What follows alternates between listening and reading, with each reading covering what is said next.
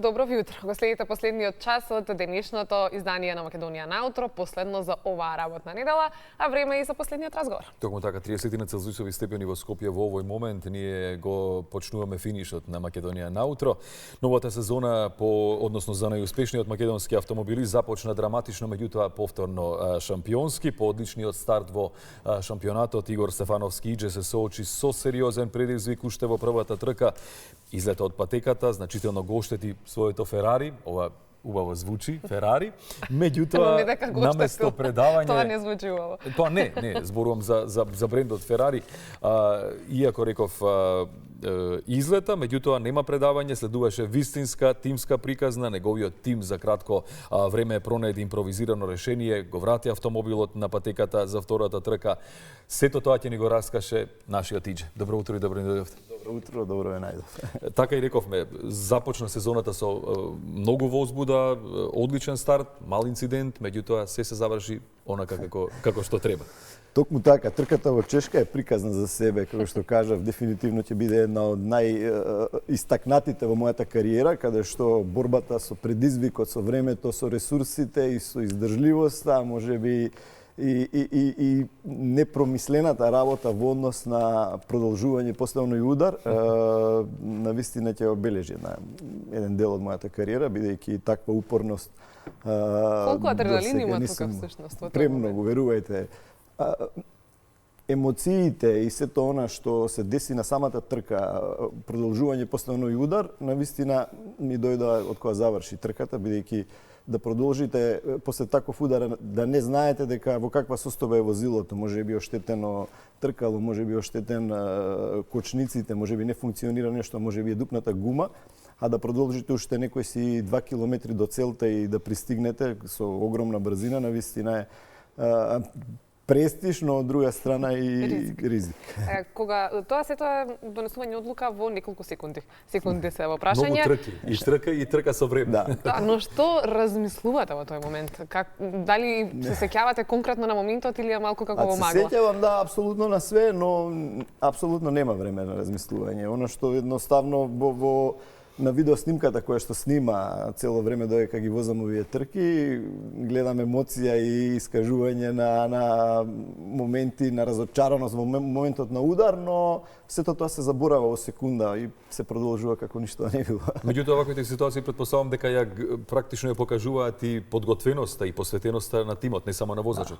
И доаѓаат до израз практично. Благодарение на мојот тим, на луѓето околу мене, кои што навистина после тој удар направија све од себе да може да ја завршиме и втората трка во Чешка и да го освоиме и пиедесталот, да се качиме на третата позиција, што е навистина импресивно покрај толку големи автомобилски имиња кои што доаѓаат на европски трки. И не само тоа, него и трката која што доаѓаше после тоа за само 5 дена, трката во Германија, која што навистина искочи дека можеме и покрај такви оштетувања на автомобилот и покрај тие проблеми да освоиме и второ место. Идже, кои се целите од остатокот од сезоната? Што е след? Моментално возилото е во Италија. Оставено е на поправка, чекаме од нив одговор. Викендов се вози трка во Италија, но за жал ќе ја прескокнеме, бидејќи не можеме никако да стигнеме на таа трка.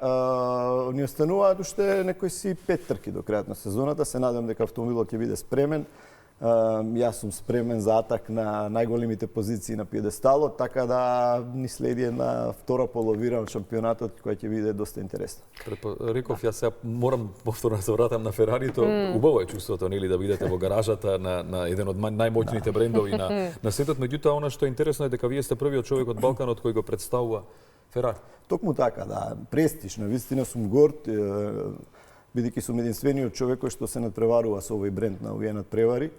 Поддршката од Ферари како бренд е навистина голема и одговорност во едно да представувате еден таков бренд на овие шампионати е навистина сериозна работа, каде што секој поминат километар на патеката оставате трага не само во резултатите, туку и во историјата на автомотоспортот во Европа. Некаде прочитав, се плашам од брзина, особено кога сум сопатник. Да.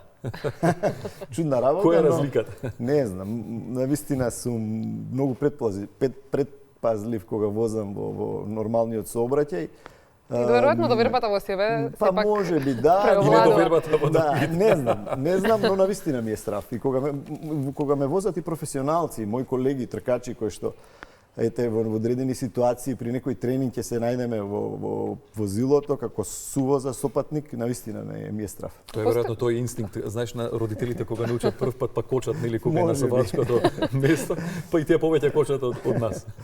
Се фативме за оваа последна ситуација од сезоната и како еден од поголемите предизвици кои што ви се случи, меѓутоа низ годините, низ кариерата ги има многу.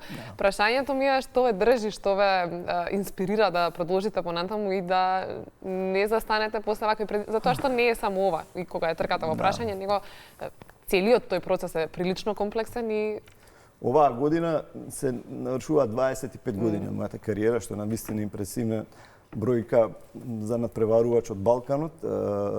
Чинам дека се преку 200-205 трки поминати во кариерата со 83 победи, што навистина ми е чест и гордост и не знам 130 подиуми, бројка која што е импресивна за светот на автомобилизмот, за брзината. Но она што ме држи, не знам, секогаш нови предизвици, секогаш нови борби на патеката, секогаш докажување. Навистина сум горд што од една мала земја како Македонија, од земја каде што автомобилизмот воопшто и не е како спорт докажан, успеавме да освоиме 3 европски титули и навистина во европскиот автомобилизам да докажеме дека Македонија припаѓа онаму каде што заслужува на највисокото место на пиедесталот. Има ли простор да малку се попуштите во целиот овој процес? Ќе кажам дека вие се тркавте на денот на вашата венчавка. Има ли нешто пооткачено што сте го направиле во кариерата? Па, има многу ситуации. Има навистина интересни работи. Сето тоа ќе биде кажано во печатена форма наскоро. Ето тоа беше и следното прашање. Спомнате 25 години, време е за кариерата да добие на некој начин и сведоштво за сето тоа што го имате правено. Ќе објавите книга, до каде е работата, што се ќе содржи? При крај, да. Ќе содржи мојата целокупна кариера. Моето детство ја пишува човек кој што не ме знае од тркачкиот свет, него човек кој што ме знае од кога сум роден, од една друга страна. Навистина една преубава книга која што мене ми остави првиот впечаток, многу емоции, ме врати во она детство каде што љубовта кон автомобилите, кон моторите, кон тие работи беше на поинаква страна, така да еден преубав ќе биде материјал кој што навистина ќе биде, мислам, инспиративен за секој млад, за секој човек да го прочита, така да за брзо време ќе биде и тоа објавено. Нема да го избегнеме прашањето околу венчавката, многу ме интересира како изгледаше целиот тој процес. Интересно, тоа беше ситуација каде што сопругата, родителите на сопругата ми јавија дека единствениот термин за свадба е тој и тој. И ја им кажав едноставно дека јас не можам. Тоа имам трка која што ми зависи да освојам златната кацига. После 3 последователни титули добивате најголемо признание, златна кацига. И таа година требаше тоа да се деси. Ако не учествував на тој надпревар, дефинитивно ќе изгубев. Едината опција им кажав дека мора и да учествувам на трката, така да оние тренинзи во сабота кои што се извршува, ги замолив организаторот да ме пуштат прв од сите надпреварувачи, луѓето ме чекаа од мојот тим горе, ме симнаа, продолжи свадбата и што е најинтересно, директно од хотелот. После венчавката во недела отидов на водно и победив и остварив рекорд на водно во мојата класа, така да дупла среќа, ајде да кажем. Колку е важна поддршката всушност за ова, за да имаш човек покрај себе кој што ќе го разбере сето тоа и го поддржува? Ова е опасен спорт на крајот на денот. Апсолутно, дефинитивно еден од најопасните спортови. Јас им се дивам на моите родители, на мојата сопруга, сега и на децата кои што сето тоа го издржуваат. Навистина е стресно на сите тие трки, да покрај вакви незгоди кои што се дешаваат. Ова е спорт каде што претежно оваа дисциплина која што ја возаме е една од најопасните, бидејќи навистина многу мои колеги автомобилисти ги изгубиле животите на овие трки и е под еден голем ризик, но сето тоа дава тежина на луѓето што повеќе и повеќе го гледа. Како што кажав, навистина им се дивам како сето тоа го издржуваат, бидејќи навистина јас како родител не би можел моето дете да го гледа. Тоа беше следното прашање. Многу е тешко, имаме разговори, дилеми, бидејќи Олег навистина сака, мојот внук Стефан исто е инволвиран во картинг трките, така да од таа гледна точка навистина ми е многу страв и сум противник да влезат во овој свет на брзината, но против желбите времето ќе докаже како ќе биде. Иџе сте почувствували некојаш страв дека она вистински страв? Дури и после 25 години возење, навистина имам страв пред да влезам во автомобилот, пред да започне трката. Моменти, еве сега овие трки, после оној удар, втората трка кога требаше да се вози одма, верувајте дека имав таков страв и треперење на телото, дури нагони за повраќање ми дојдоа, да едноставно ми дојде на моменти дали е паметно да продолжам да извозам таа втора трка, бидејќи не знае во каква состојба автомобилот, дали е доволно подготвена, вие треба да одите со преку 250 км на некои делници, каде што воопшто немате зони за излетување. И сето тоа прави немир, го гледате вашиот син покрај вас, седи на самиот старт, и сето тоа дава доза и на страв и на несигурност, но сето тоа добро се заврши. Сека победува желбата да се биде на... Па видите, професионалните спортисти мора да одлучат и да пресечат. Без разлика колку е опасно и страв и се соочувате со такви моменти, дефинитивно ако сакате да успеете, тоа е цената што мора да платите. Остане ли некој предизвик за вас? Неостварен. Остане, нешто што стои. Наскоро ќе објавиме нешто ново, не би сакал сега да кажам, но за брзо ќе има некој новитет во мојата кариера, така да ќе бидете информирани. Тоа ќе биде значи повод за следното ваше гостување. Дефинитивно.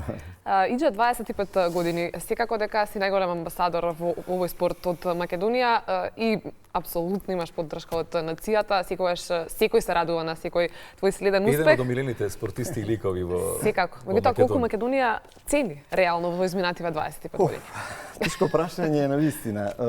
Видете, во последно време на вистина премногу луѓе, премногу македонци кои што живеат надвор даваат поддршка. Просто не можам да се изначудам колку луѓе доаѓаат на тие трки кога возаме во Германија, во Чешка, во Швајцарија, поготово на вистина голем број и голема поддршка од нив. Во Македонија и како е голема поддршката, на вистина бидејќи треба уште претпоставам. Од народот не дефинитивно. Државата помага онолку колку што може, претпоставам со ресурси, со сите тие работи, но дефинитивно мора да се направи војнина стратегија, не се работи за иџе, можеби го достигнал врвот. Меѓутоа имаме нови деца. Дефинитивно во овие 25 години го трасиравте патот до некаде за новите деца кои што ќе сакаат да се занимаваат со ова. Што уште недостасува за да имаат подобри услови? Мислам дека национална стратегија за оние кои што се навистина успешни во својата област. Дефинитивно во тенисот, во кошарката, не знам, во индивидуалните спортови, карате, не знам, борење, сите тие работи, навистина треба да им дадеме поддршка, да ги охрабриме, бидејќи спортот и културата се навистина амбасадори, најголемите амбасадори, спортистите и оние уметници се најголемите амбасадори на државата. Имате ли потенцијал на, ајде за мене грубо звучи, меѓутоа наследници? За жал не гледам во моментов. Дефинитивно, бидејќи навистина немаме услови во оваа држава да се бавиме со автомобилизмот, дури немаме и картинг патека каде што младите би почнале со овој спорт, но се надевам дека ќе се појави. Некој мора да се трудиме.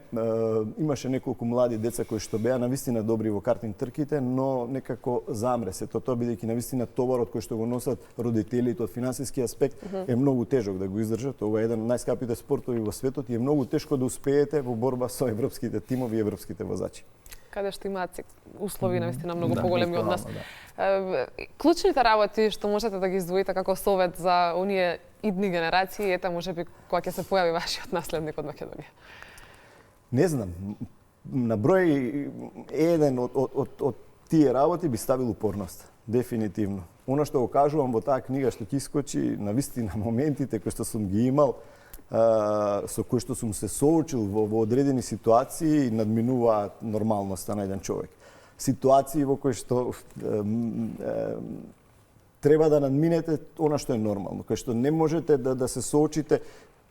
Вие сте од една страна европски шампион, од друга страна немате услови да отидете на трка, морате да поминете се и се што да може да стигнете на тие надпревари, но сум горд што не сум се откажал во ниту еден момент. Горд сум на моите луѓе, на мојот тим, на сите оние кои што биле низ мојата кариера, за да успееме да направиме еден ваков резултат кој што остава историја во македонскиот спорт. И ние сме горди на вас, фантастичен разговор, фантастична енергија, уште еднаш ќе кажам, многу детално ќе прочитаме во книгата која што за кратко ќе се објави. И верувајте реакцијата кога кажуваме кои ни се гости, кога го спомнавме вашето име, сиде со воодушевување и со голема емпатија. Тоа е веројатно паралелен успех покрај успесите на трките и релацијата која што имате со македонската јавност. Благодарим уште еднаш за својот Ве чекаме и за книгата и за новите Обавезно. Благодарам.